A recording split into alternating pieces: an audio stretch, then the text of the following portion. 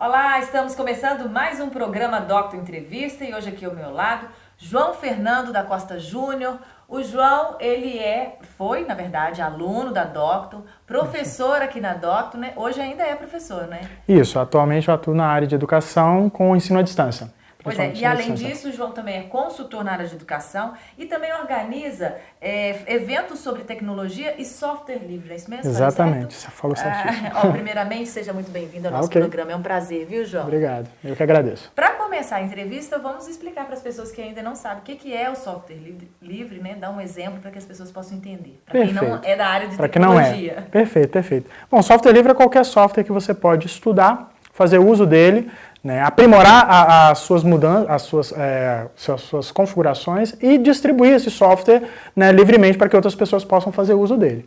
Né. Com isso, você tem a possibilidade de difundir mais a tecnologia dentro das pessoas que ainda não fazem uso dela e, ao mesmo tempo, criar um usuário mais consciente, né, sabendo ele que ele pode construir o software que ele vai fazer uso logo em seguida, ou aprimorar outros que outras pessoas também já distribuíram.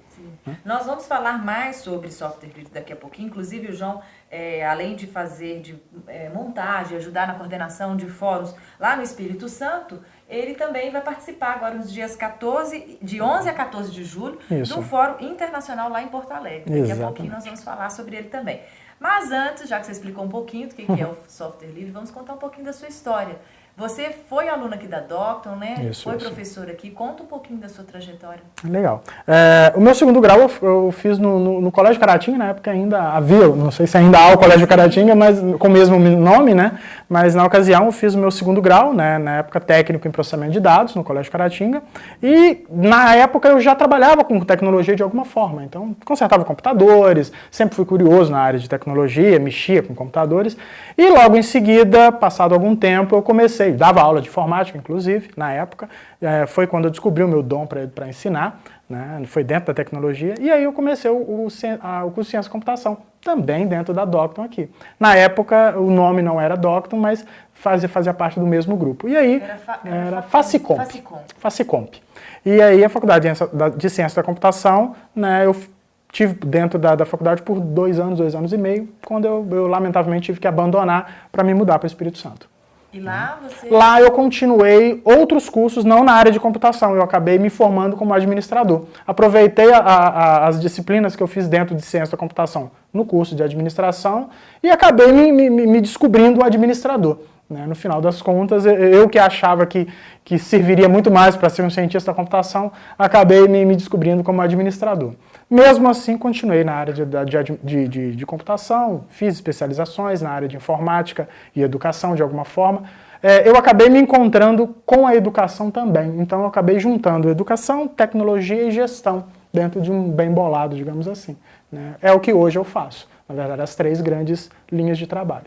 Né? Bacana. Pois é, eu estava conversando com o Natan, ele me disse que o irmão dele e você, quando morava aqui em Caratinga, fizeram o site Iglu. Exatamente. Na época, época, um site muito conhecido aqui. Exatamente. Na época, a gente trabalhava, eu trabalhava dentro da faculdade, no laboratório de informática, na época eu era monitor no laboratório, Rafael também trabalhava na cidade, e aí a gente acabava alternando entre as horas livres, né, o nosso divertimento era manter um site de festas, né, que na época era muito popular, porque não havia essa questão de Orkut, não tinha Facebook, não tinha Instagram, não tinha esse negócio de ficar tirando foto e enviando foto por celular, porque os celulares você simplesmente só ligava. Na verdade, você só fazia isso com o celular. Somente ligava. Era um tijolão ainda? Era um tijolão, PT500 na época. E aí, esses celulares, as pessoas não faziam uso regular do celular para mais nada, a não ser ligar. E câmera digital, que hoje também nasceu, cresceu, viveu e morreu, né? Na época não tinha câmera digital e agora já não tem mais câmera digital também, porque tudo virou um celular, né? Na verdade, hoje você tem celulares com tecnologia superior a muitas câmeras. E na época, nós íamos às festas, tirávamos fotos dos participantes, deixávamos o cartãozinho e depois a pessoa entrava no site iglu.com.br e via as fotos daquela festa e de outras festas também. Aí via os amigos, via namorado, os parentes, aí distribuía, falava, eu estava na festa tal.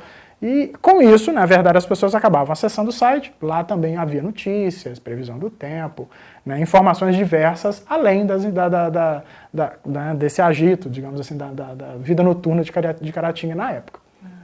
E iglu tinha algum significado? Como é que... Quando a gente bolou o nome iglu, eu e Rafael, a gente pensávamos, né, num lugar onde as pessoas se reuniam, né, para estarem juntas, né? A ideia do iglu é exatamente um lugar de proteção, um lugar onde as pessoas se reúnem, e era exatamente esse o propósito do site, né? Reunir as pessoas para estarem em um lugar onde poderiam encontrar outras pessoas iguais a ela, né? Seja nas festas, nas notícias que a gente publicava, né? Essa era a ideia, E durou quanto tempo o site? Foram vários anos. Não tenho agora ideia, a data exata, mas ele deixou de existir quando outras tecnologias passaram a fazer mais sentido do que ele, né? Enquanto não havia um Facebook, não havia um Orkut, que eram lugares onde as pessoas usavam para colocar suas fotos, elas não tinham literalmente um lugar para colocar suas fotos, então outras pessoas que colocavam, no caso, um site como o Iglu. Em Caratinga não haviam outros sites, então todas as pessoas que eram fotografadas em site, numa festa qualquer, sabiam que a foto ia estar no único site da cidade, que era o Iglu na época. Então a gente nem precisava fazer tanto esforço para dizer em qual site que era, porque só havia um, era o único. Depois foram surgindo, exatamente, sites institucionais ou sites de empresas, mas sites de festa, na verdade, éramos os únicos, né? Aí começou a pipocar ao longo do tempo, né? Outros concorrentes começaram a surgir, mas a gente ficou durante bastante tempo. Eu, inclusive, tendo me mudado para Vitória, o site continuou em atividade aqui, até deixar de existir no início de 2003, alguma coisa assim, ele já deixou de existir por causa das outras tecnologias que surgiram. O seu contato com software livre e esse trabalho que você já faz de consciência começou quando? Começou na faculdade, por incrível que pareça, a Facicomp na época, e né, naturalmente a Docton, né, que abriu esse olhar, né, para mim. Por curiosidade, né, eu e outros colegas, André Moreira e o Renato Araújo, na ocasião, começamos a pesquisar um sistema que havia surgido, que parecia que era muito bom e a gente não sabia o que era. Naquela fase de descobrimento dentro da faculdade, já no início ali, a gente, então vamos comprar esse CD. Na época ainda havia esse negócio de comprar CD em banca de jornal. Hoje em dia a banca de jornal já está sumindo também, né? E na época isso era febre, as pessoas, havia CD, né? Havia computador com um drive de CD, né, que também já está sumindo. Mas enfim, comprávamos o CD e aí íamos pesquisando. Vamos instalar isso no computador, vamos ver como é. Fomos pesquisando, até que a gente viu que esse sistema, que na época para nós era um nome muito estranho, Linux, né, a gente acabou percebendo que ele supria as necessidades de um computador normal. Né. Foi quando a gente, na ocasião, apresentou essa possibilidade para a diretoria da instituição, né, apresentou a possibilidade de primeiro colocar no laboratório, primeiro em poucas máquinas, depois no laboratório de informática, primeiro em poucas máquinas, depois em muitas máquinas. Sim. E aí fomos aumentando, até que todos os laboratórios da instituição e todos os computadores da instituição estavam, de certa forma, com o Linux instalado. Olha que bacana, surgiu ali dos alunos, dos próprios alunos. Isso, foi uma necessidade que acabou surgindo, né, e sendo suprida pelos próprios alunos. Que bacana. Bom, o nosso tempo terminou, eu vou chamar o intervalo, daqui a pouquinho, João, nós continuamos o nosso bate-papo, tá Perfeito, bom? perfeito. Rapidinho nós voltamos.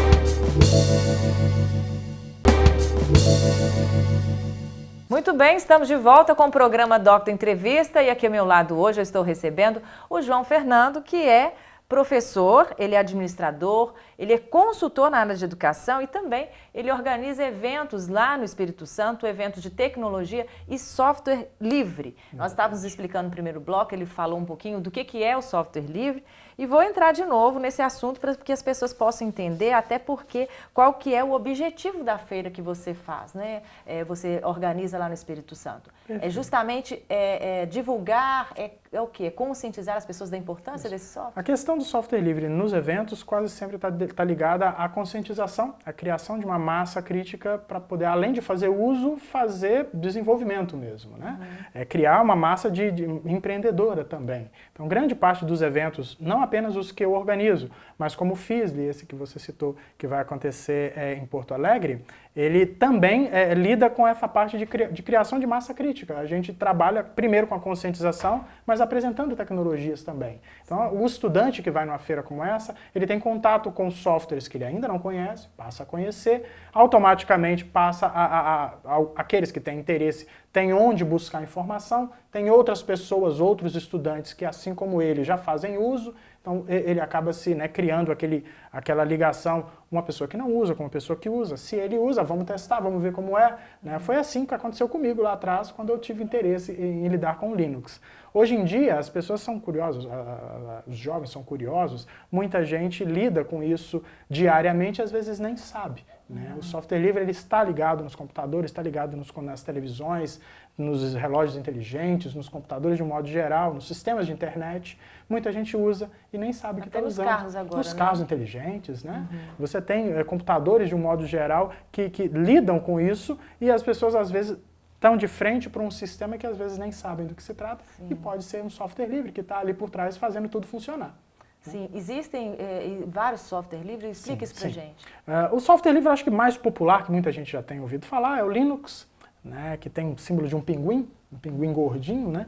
Esse certamente é o software livre mais popular. Sim. Mas muita gente que acha que não usa software livre e usa, né, tem o Firefox. Né, o Mozilla Firefox nos seus computadores. Sim. Ele é software livre.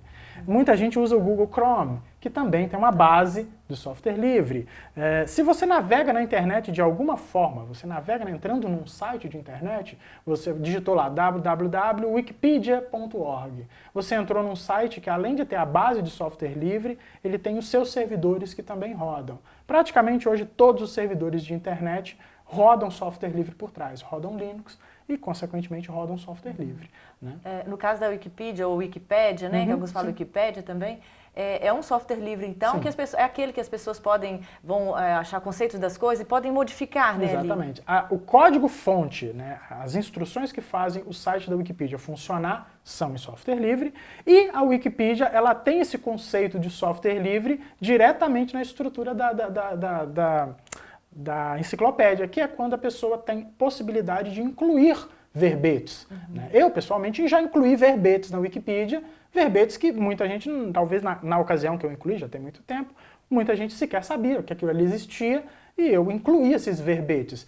Após a inclusão existe a revisão, existem outras pessoas... É isso que eu ia te perguntar, porque assim, algumas pessoas questionam a situação do software livre no caso de confiança, Sim. já que todo mundo pode ir lá chegar e modificar, será que existe essa questão de... Assim como existe a possibilidade das pessoas manipularem o código e alterarem ele, ajustarem ele a seu benefício, existem pessoas que fazem a revisão do código. Não apenas pessoas voluntárias, existem empresas por trás disso. Então muita gente pode achar assim, mas todo mundo mexe, e se todo mundo mexe, todo mundo pode revisar também. Diferente de uma solução fechada, onde ninguém mexe e quem revisa é a própria empresa detentora daquele software. Né? Então, se existe uma falha a ser corrigida e ninguém descobriu essa falha, a empresa se está no direito dela de simplesmente não corrigi-la. Ninguém reclamou. O código é dela, o código é da empresa. Agora, se o código é aberto, permite-se que as pessoas que usam e fazem uso daquele software, seja para o que for, né, possam auditar esse código, possam analisar esse código em busca de falhas de segurança. Um exemplo no Brasil é a urna eletrônica, a urna de votação. Ela usa Linux dentro dela e automaticamente permite que pessoas possam fazer a auditoria. Né? É possível fazer a auditoria da urna. Né? O código-fonte está disponível para que seja feito isso. Outras soluções também permitem para que isso aconteça. O Firefox, como eu citei agora há pouco, é um navegador de internet. Se você está com o Firefox na sua máquina e ele está dando um erro qualquer, é possível que você entre em contato com a própria Mozilla e sugira a correção. Quando o navegador da Microsoft dá um erro, você não pode mandar um e-mail para a Microsoft para conversar com o engenheiro da Microsoft sugerindo essa melhoria, mesmo que você seja um engenheiro de software. Já o software livre permite que isso aconteça. Ele cria um ambiente onde o desenvolvedor de software tem esse contato mais próximo com quem libera esse código. né? Muita gente que está envolvida no código, no software livre, né, é estudante, muita gente surgiu dentro da faculdade. A própria Docton é um ambiente propício para isso, porque tem cursos de tecnologia.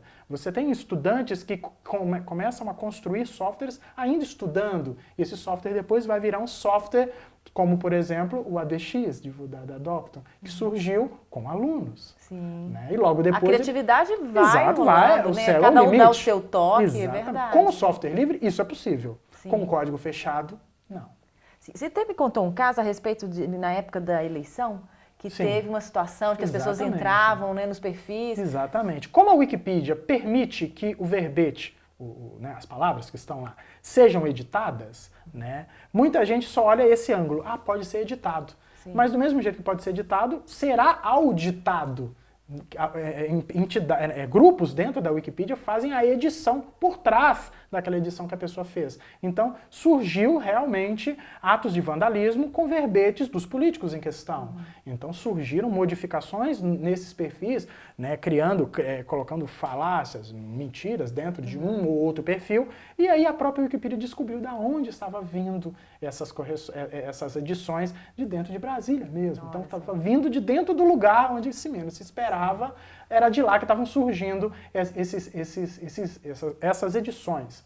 E quando essas edições acontecem no caso da Wikipedia, é possível buscar a fonte. Pelo IP você sabe de onde veio, a hora que houve essa edição. Né? Então, com o código aberto, com o software livre, é possível você fazer toda essa auditoria, você fazer toda essa análise por trás. Então, pesando na balança, mesmo com a situação de que as pessoas vão lá para colocar e pode modificar erradamente, tem essas outras pessoas que corrigem e acaba que o benefício é muito maior do que o problema. Claro, um outro exemplo que eu posso dar é as enciclopédias impressas, a maioria delas, Plutão ainda é planeta. Na Wikipedia, Plutão deixou de ser planeta no dia seguinte. Olha só. Então, mais ágil, né? Claro. Porque são muitas conexões. Se a gente for analisar o cotidiano, né, você tem coisas sendo inventadas a todo momento, você tem lançamentos de produtos, lançamento de palavras a cada momento, você ter um sistema como a Wikipedia que permite que as pessoas possam fazer a inclusão e a edição. Né? Um outro exemplo, morre uma personalidade hoje. Amanhã, ou até mesmo, dependendo da situação, hoje o verbete da Wikipedia passa para faleceu, hein? Então você tem a velocidade da informação acompanhando. Né? Já quando você tem isso impresso em papel, você simplesmente se perde, o papel não consegue acompanhar. Mesmo o jornal é atrasado. E se for um software que der informação, mas é fechado, não tem jeito. Não permite que você edite, não adianta nada. Muito bem, João, nós vamos agora para o intervalo, daqui a pouquinho nós voltamos e vamos falar mais sobre a feira que o João ajuda a organizar, né, lá no Espírito Santo, e também sobre a feira que ele vai participar como palestrante também lá em Porto Alegre. Daqui a pouquinho, então, nós voltamos.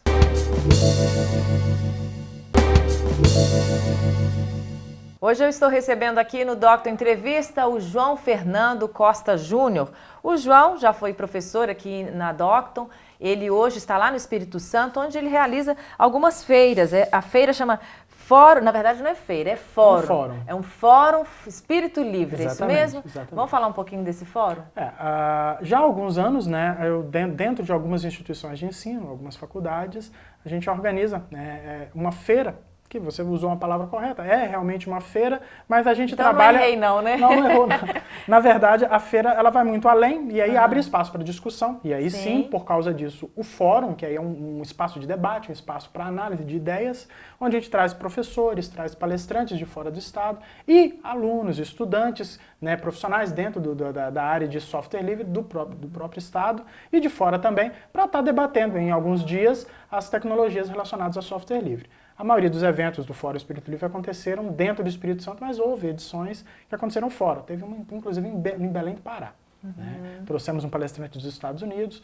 Em Vila Velha, nós trouxemos outro palestrante, o Richard Stallman. Em Belém, trouxemos o John Mad Dog, que inclusive vai estar neste evento de Porto Alegre.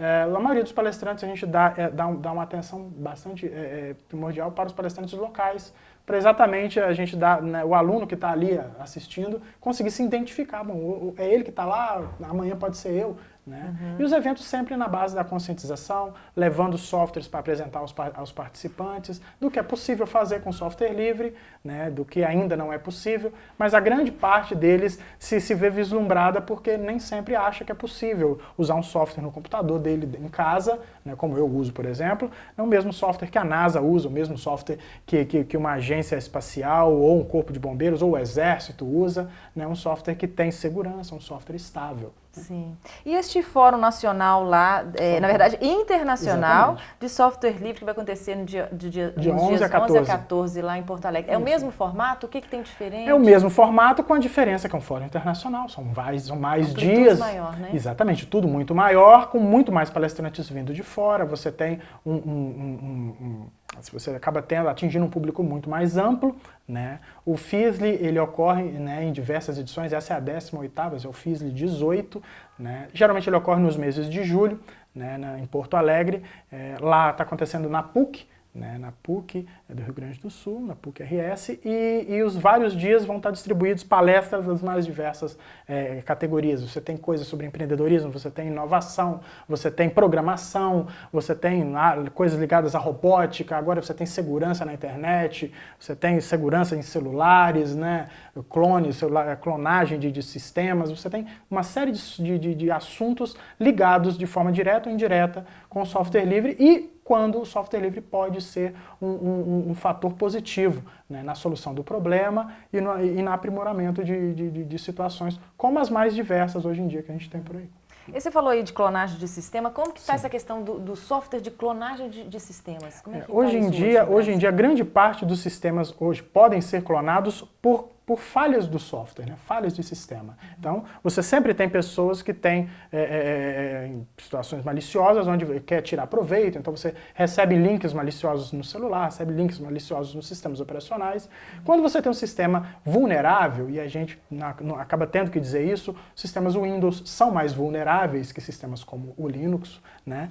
E sistemas mais vulneráveis estão factíveis, é mais possível acontecer não apenas com o usuário leigo, mas até mesmo com profissionais. Né? Pois porque a gente está vendo muito isso agora até na nossa região, de empresas que tiveram, né? Por quê? Porque o software daquele servidor, por exemplo, talvez não tá atualizado para uma versão mais recente, e sistemas fechados, como é o caso do Windows, você sempre tem a possibilidade disso acontecer. O Windows, ele acaba, né, tendo mais vulnerabilidade, digamos assim, ele está mais suscetível a erros do que sistemas como o Windows, né, como o Linux. E o Linux está presente nas mais diversas plataformas. Você tem Linux no celular, você tem Linux em carros, você tem Linux em computadores, em sistemas, e isso é o que faz a plataforma ser um pouco mais confiável, porque você tem um mesmo núcleo funcionando em vários dispositivos diferentes. Então, quando você soluciona um problema em num núcleo para um sistema, você está, de certa forma, também distribuindo aquela possibilidade de correção nos outros sistemas.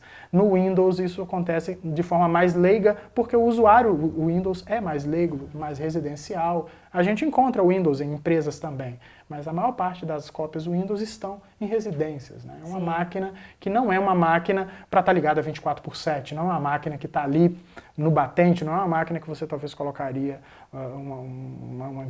a saúde de alguém, uma máquina que vai estar lidando com a questão hospitalar, ou um foguete, né, que vai uma coisa mais básica, né? Exatamente. Sim. E lá, então, na feira é uma oportunidade das pessoas conhecerem esses softwares de proteção, são lançamentos também? Acontecem lançamentos? Sim. Dentro da feira, o interessante é que o participante tem contato com o desenvolvedor, né? Isso não costuma acontecer com quem usa Windows. Então, se você vai numa feira onde tem uma empresa que está trabalhando com softwares Windows, o desenvolvedor não tem como conversar com quem fez o software ali na frente dele. O máximo que ele vai ter é um e-mail de contato para mandar para a empresa. Já quem lida com Linux e com software livre, quando você está num evento como esse, você tem a oportunidade de estar diante de alguém. Realmente, você vai lá, a Mozilla, por exemplo, vai estar no evento. Você vai estar com pessoas da Mozilla, não é quem, né, um fã, mas é lá com o pessoal da Mozilla, com o pessoal da SUSE, com o pessoal de várias empresas, né, que vão estar presentes no evento e que, de certa forma, sustentam o software livre. uma oportunidade, então, de aprender, de descobrir talentos também, com certeza, né? Com certeza. São em feiras como essa que grandes empresas estão lá pescando, estão lá de olho neste ou naquele aluno ou estudante ou até mesmo profissional que pode se despontar e estar ali na frente como um grande profissional logo em seguida. Sim. Participam lá empresas também internacionais, nacionais, internacionais, empresas governamentais, né, vão estar presentes lá. Quantas hoje você sabe? Não tem um número exato, mas né, o Senac, a PUC, a SUSE, os Extras. São muitas empresas. São muitas empresas, né? Você tem, além disso, a Caixa Econômica, você tem a entidade Softex, você tem a SUSE, assim, são muitas empresas. O número de público estimado? A gente está esperando milhares de pessoas atualmente, né? Na verdade, eventos de anos anteriores, chegamos a 3.000 pessoas. É um evento internacional e que traz exatamente essa possibilidade de que pessoas dos países próximos à região sul também participem. Então, você tem gente vindo da Argentina, do Uruguai, você tem palestras em vários idiomas. O horário? O evento acontece de 11 a 14, né, a partir das 9 da manhã. E você vai estar como palestrante? Estarei como palestrante. Bom, sucesso na palestra. Você vai falar sobre tecnologia? Vou falar sobre tecnologia na educação, né, o uso da tecnologia e do software livre na educação. Vou estar lá ajudando o pessoal também na parte de comunicação, né, na gestão da comunicação também. Pois é, desejo muito sucesso para você. Não dá para conversar mais, infelizmente o nosso tempo terminou. Muito obrigado pela sua visita, sucesso mesmo lá. Parabéns pelo trabalho. Tá? Ok, muito obrigado. Eu vou ficando então por aqui e a gente se vê no próximo Doctor Entrevista. Muito obrigado pela sua companhia e até lá.